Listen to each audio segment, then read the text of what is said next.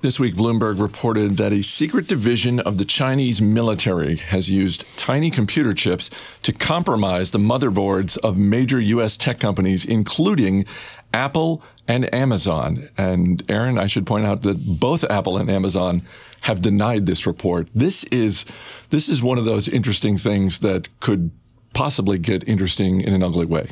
Yeah, I mean, it's a pretty crazy story once you dig into it. And so what these microchips allegedly do, and they're so small, they're like the size of a grain of rice. Like you have to allegedly, like it, you know, like they're allegedly the size of a grain of rice. Well, we'll see.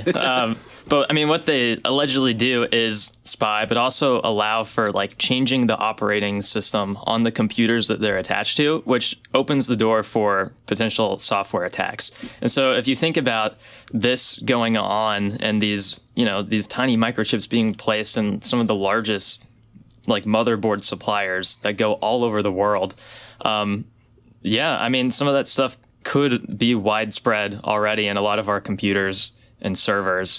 And it's interesting to see, you know, Amazon, AWS, for example, deny this. And so I think there's definitely a lot of investigating going on behind the scenes right now. So it's going to be really interesting to see what comes up with that. And if earlier in the year when ZTE got smacked for violating U.S. trade laws, if anything even remotely to that comes up here, it could cause pretty big shifts in like the technology supply chain, moving things out of China, just much further oversight. Yeah, it'll be really interesting to watch it unfold. Well, and one of the potential ripple effects here is probably if manufacturers start to move out of China, presumably, Matty, they're moving to places that are more expensive, and those costs probably get passed on to the consumer. That's right. I mean, the one scary part of this to me is that it just seems so logical that we haven't really thought of this, a possibility like this in the past, just because we have been so dependent on China for manufacturing.